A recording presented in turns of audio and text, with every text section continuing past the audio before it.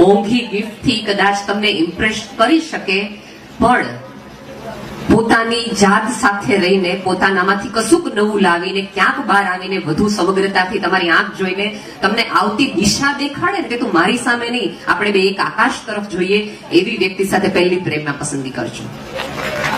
કારણ કે આજે જેને તમે મોંઘી વસ્તુ આપી છે ને, એ આવતા દિવસોમાં મોંઘી કિંમત પણ તમારી પાસેથી લેશે. દરેક વખતે દરેક વસ્તુ ઉપર કિંમત લખેલી નથી હોતી, પણ ચૂકવવી તો પડે એક ને એક સ્વરૂપે. દીકરીઓને હું ખાસ કહીશ, અને અમે બધા બહુ ભાગ્યશાળી હતા કે અમારા કોઈના પ્રેમ છે ને ક્યાંય સચવાતા નહોતા. પ્રેમ અમારી પેઢીએ કર્યો તો, ગઈકાલની પેઢીએ કર્યો તો, તમારી પેઢીએ કર્યો તો, તમારા પછીની પેઢી પણ પ્રેમ કરશે. પણ અમારા બધા પ્રેમની પાછળ કેટલી નિરાશ હતી કે અમારે લેખિત ન લખતો એક સંબંધ પૂરો થાય એટલે ઓલમોસ્ટ એ પત્રો સળગી જતા હતા. પણ તમારા બધાનો પ્રેમ એક ક્લાઉડમાં સચવાય છે આખું બધું. એટલે આવતા દિવસોમાં તમારે તમામ પ્રેમનો તમારે જવાબને પુરાવા આપવા પડે છે. અને ખબર નહીં ક્યાંથી આપણે આ વાત લઈને આવ્યા કે જે પ્રેમમાં છે, પ્રેમમાંથી નીકળી જાય પછી અચાનક એ વ્યક્તિ દુશ્મન થઈ જાય છે. બ્લેકમેલિંગ તરફ આપણે જતા જઈએ છીએ. એનો અર્થ એ છે કર્યો તો ત્યારે એ પ્રેમ નહોતું, બીજું કશુંક હતું. બાકી તમે જેને પ્રેમ કર્યો હોય એ વ્યક્તિ તમારી સાથે નહીં, જગતના કોઈ પણ ખૂણામાં ગમે ત્યાં હોય, એને જોઈને અંદરથી એક એમ જ થાય કે તને આનંદ જ મળવો જોઈએ, તને ખુશી જ મળવી જોઈએ. પણ આપણે તો પછી શરૂઆત કરી દઈએ. અને બીજું મારે એક તરફા પ્રેમની વાત કરવી છે. આપણે કેવું માનવા માંડ્યા કે આઈ લવ યુ પછી આઈ લવ યુ ટુ સાંભળવું જ પડે. હું બહુ સમગ્રતાથી કહું છું કે પ્રેમ કરવાની મજા લ્યો. કે તમે પ્રેમમાં હો છો ત્યારે તમે શું બની જાઓ છો, તમારી અંદર જે કેમિકલ બદલાઈ જાય છે ને એનો આનંદ લ્યો. તમારી જાત આપણને ગમવા માંડે. પણ આપણે તો સામેવાળાને તરત એમ કે નહીં હે ને આઈ લવ યુ ટુ, કેવું જ પડે, હાલે હે નહીં. પ્રેમ છે એ સમગ્ર હાનો સ્વીકાર નથી, સામેવાળી વ્યક્તિની નાનો સ્વીકાર છે ને, ઓલ યસ નહીં, એના તરફથી આવતી નો નો પણ સ્વીકાર એ પ્રેમની જ નિશાની છે. તો તમને કોઈ પાત્ર ના પાડે છે તોય એને સમગ્રતાથી કઈ વાંધો નથી. અને ક્યારેક એવું બને કે તમે જો સમગ્રતાથી હા પાડી એની નાની સ્વીકાર કરીને ટર્ન લીધો હોય ને તો એના મગજમાં થાય માણા હારો લાગે છે, તો કદાચ વિચાર ઉગે તે કશુંક શક્યતા થાય કે નાના પ્રેમમાં એને મજા આવવા માટે સાથે. પણ અત્યારે આપણે બધાને એક થોડી તકલીફ થઈ ગઈ છે. એક કૂતરો હતો, એમાં આવી સરસ મજાનું અરીસાઓનું એક્ઝિબિશન હતું, અને એક્ઝિબિશનમાં ચડી ચડે છે, પુરાઈ જાય છે અંદર, અને જ્યાં જોવો ને એકલા પોતાનું પ્રતિબિંબ દેખાય એટલે કોઈ બીજો કૂતરો આની અંદર છે, બીજો કૂતરો અંદર છે, ઈ હડકાયો છે તો સામે વાળો હડકાય છે. એટલે એના પોતાના પ્રતિબિંબ સાથે કૂતરો લડ્યા કરે, કાચ તોડી નાખે, કાચ વાગે, અને સવાર પડતા એ કૂતરો મૃત્યુ પામે છે. કોની સાથે લડીને? પોતાના જ પ્રતિબિંબ સાથે લડીને. ક્યાંક હું ને તમે આ જ પ્રવૃત્તિમાં પડ્યા છે.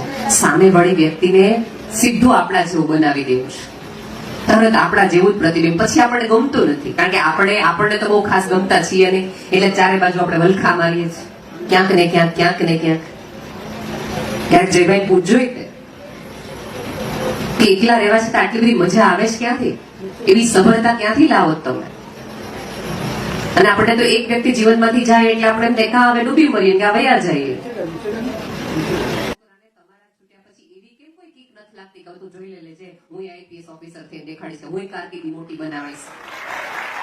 હંમેશા નેગેટિવ વિચાર જ આવે, ભટકાડી દેવાના વિચાર આવે, મરી જવાના જ વિચાર આવે.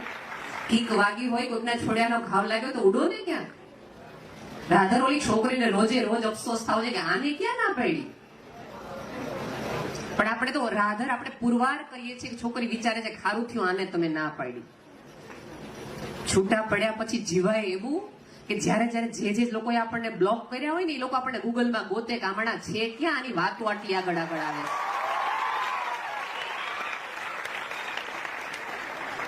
જેને બ્લુ ટીકમાં મુજારા થતા હોય, અને એક વસ્તુ યાદ રાખજો બેટા, કે પ્રેમનો અર્થ એ છે કે એક વ્યક્તિને કરો ને, એનો અર્થ કે તમે સમગ્રતાથી આખી માનવ જાતને કરો.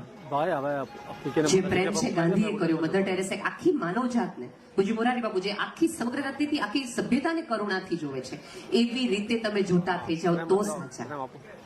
સોશિયલ મીડિયા ઉપર તમારો કોઈ સંબંધ વિકસે અને તમને મજા આવે અને એ વ્યક્તિને તાવ હોય તકલીફ હોય તો તમે આખી રાત એની સાથે એની કંપની આપો, એને ફૂલ આપો, પૂછ્યા રાખો કેમ છો, તમે ચોક્કસ કેરિંગ કહેવાઓ, લવિંગ કહેવાઓ. પણ પેરેલલ તમારી મમ્મી તમારી બેનને તકલીફ થાય ત્યારે તમને એ પ્રેમ તમારામાંથી બહાર આવવો જોઈએ, એ ચિંતા આવવી જોઈએ.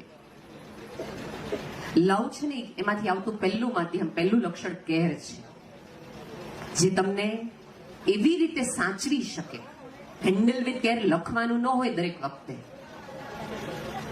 પણ પ્રેમમાં એ હંમેશા એક વસ્તુ યાદ રાખજો. જે લોકો એવું માને છે કે આઈ લવ યુ કહી દીધા પછી પૂર્ણ વિરામ છે, નહીં, ભૂલી જજો. પ્રેમ એવી પરીક્ષા છે કે રોજે રોજ આપવી પડે અને રોજે રોજ સાબિત કરવું પડે કે હા હું તને પ્રેમ કરું છું, હા હું તને પ્રેમ કરું છું. એ જીવવાની પ્રોસેસ છે, એ કન્ટિન્યુઅસ પ્રોસેસ છે. એ માત્ર લખી દેવું, કહી દેવાથી વાત પૂરી નહીં થાય. રોજે રોજ કોઈ વ્યક્તિના પ્રેમમાં પડવું પડશે તમારે, અને સતત તમારી અંદર કશું કે એવું નવું ઉગાડતા રહેવું પડશે, જેથી એ વ્યક્તિને તમારી આંખ તરફ જોવાની ઈચ્છા થાય અને તમારો હાથ પણ પકડવાની ઈચ્છા થાય. ક્યારેક આપણા શબ્દો એવા, આપણા વિચાર એવા, આપણા વર્તન એવું હોય કે સામેવાળી વ્યક્તિને રોજે રોજ અફસોસ થાય કે આ ક્યાં ભૂલ કરી. એના બદલે સમગ્રતાથી જે નવું જોવો, વિચારો એકબીજાને. અને બીજું કેવું થયું છે ખબર છે કે પ્રેમમાં શેરિંગ હતું, હવે માત્ર લિસનિંગ થઈ ગયું છે.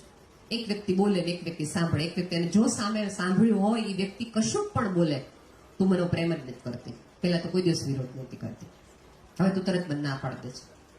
આ નથી. તમારા વિચારોના મતભેદ હોય એનો અર્થ એવો નથી કે તમારા પ્રેમના સરસ મજાની ફ્રેમમાં કોઈ તિરાડ પડ્યું છે, ચિત્રમાં કોઈ ભંગાણ નથી થયું. આપણે કેમ કશું આપણાથી જુદું હોય એને સ્વીકારી જ શકતા નથી. બધાને આપણા જેવા બનાવીને કરવું છે હું? આપણને આપણાથી મજા નથી આવડતી, આપણે એકલા રહી નથી શકતા, એટલા માટે તે એક સ્વાય વ્યક્તિને કહીએ કે તું મારી હારે હો તો મને જીવવાની મજા આવે છે, તું મારી હારે હો તો આ સાંજ મને હોય એના કરતા વધુ સુંદર લાગે છે.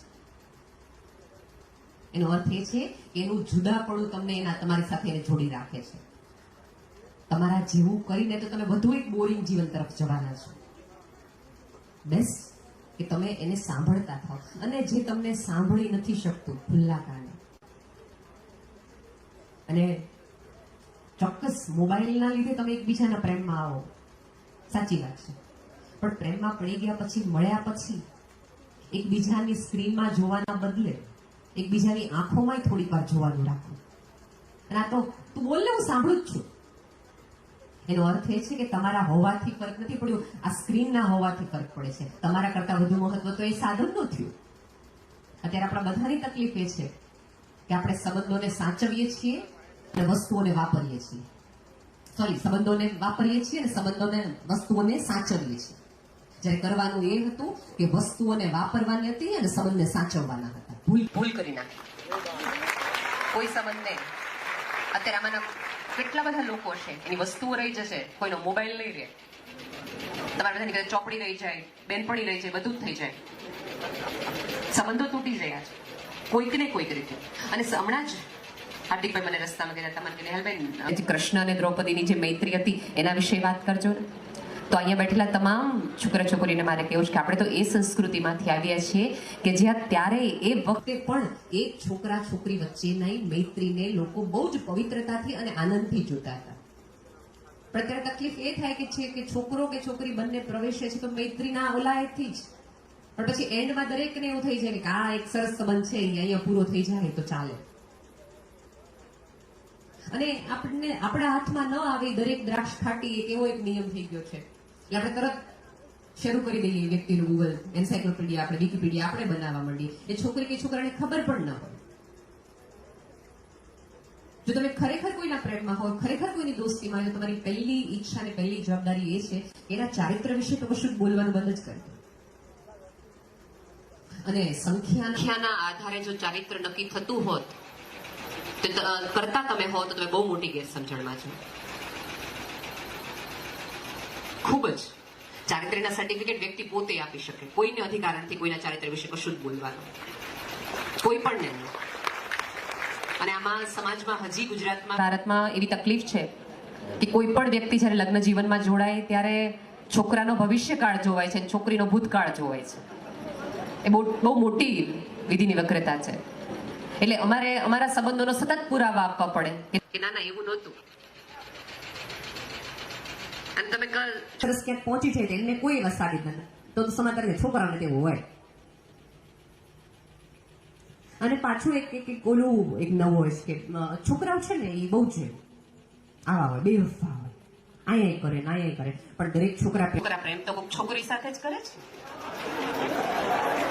એટલે જો તમારી બેનપણી ને આના બેનપણી સાથે થઈ ગયું તેનો અર્થ એ છે કે ક્યાંક સ્તર બંને પક્ષે નીચું જ છે. પરિપૂર્ણતાના પરિપક્વતાની થોડી ઘણી. અને બીજું કે તરત ફર્સ્ટ સાઇટ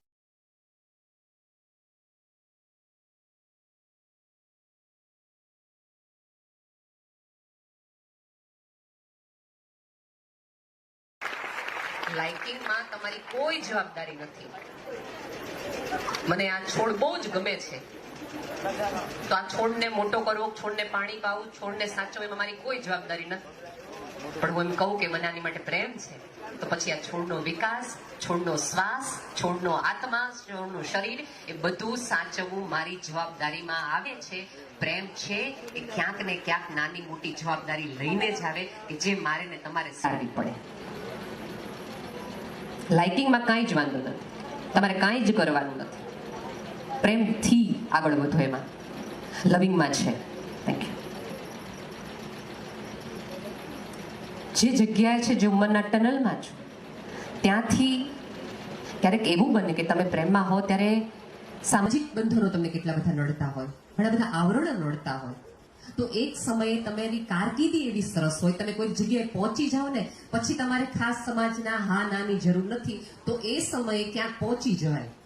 એટલે ત્યાં પહોંચ્યા પછી બે બિંદુ ઉપર મળે. ઉપર જે મળે ને એને કઈ હું વાંધો નથી, નીચે મળો તો આજુબાજુ વાળા ઘણા તણખલા વચ્ચે આવે, આડા આવે. સમયમાં થોડીક રાહ જોવાનું રાખો. અત્યારે આખી સભ્યતામાંથી વેઇટિંગ જ જતું રહ્યું છે. સહેજ ઓલું આપણું સર્વર ડાઉન થઈને આમ થાય. જે વિડીયો તમે કલાકથી જોવાનો પ્રયત્ન કરતા હો, કલાકથી જેને સર્ચ કરતા હોય, એ ત્રીજી મિનિટે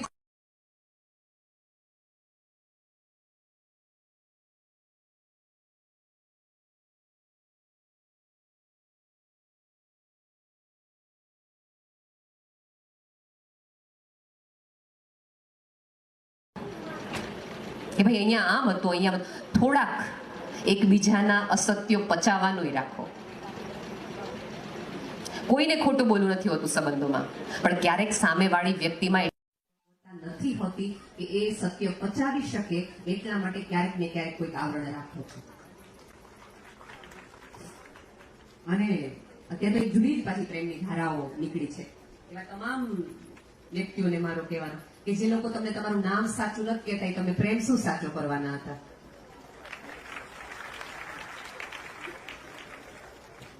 થોડા ખુલ્લો, થોડીક જોવાનું રાખો. પ્રેમ કરો ને ત્યારે થોડીક આંખ નાક કાન ખુલ્લા રાખો. પ્રેમ કર્યા પછી ખાસ ખોટ કરવાની જરૂર નથી. આપણે ઊંધું કરીએ, આંખ બંધ કરીને પ્રેમ કરી લઈએ, પછી કે હવે બધું વિચારીને હવે જો હાંચવું પડે, જોવું પડે, ડિટેક્ટિવ રાખવા પડે, 4 જણને પૂછવું પડે. શરૂઆતના પગલે થોડુંક તમે આમથી આમ ગૂગલ કરી લો, ચાલે. સંબંધમાં સાથે રહ્યા પછી તમારે 3 માણસો રાખવા પડે કે આ બરાબર તો છે ને, તો થોડુંક તમને ભૂલ છે.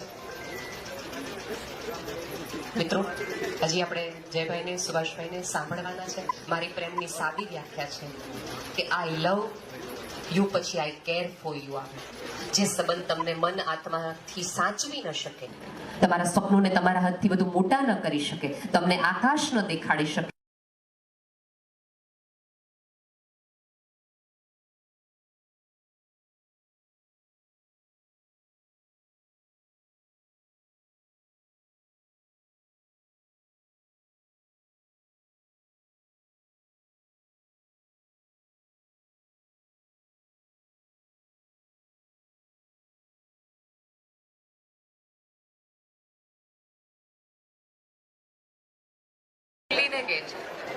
એ તમને તો એનો અધિકાર અમે લોકોએ આપ્યો છે, સમાજ એવો પડ્યો છે, પણ એનો અર્થ એ નહીં કે એમાં જ પડ્યા રહેવું. જો સરસ મજાની કારકિર્દી બનાવો કે તમને જોઈને તમારા આજુબાજુવાળા જોઈ. અને બીજું કે તમે જો સાચા અર્થમાં પ્રેમમાં હો તો તમારા માતા પિતા, ગુરુ, તમારા સ્વપ્નો, તમારી ઈચ્છા સાથે પ્રેમમાં હોવું એટલે સત્તાથી બધે તમને પ્રેમ સિવાય ક્યાંય ન, કશું જ ન દેખાય. એ બધા સાથેનો વ્યવહાર પણ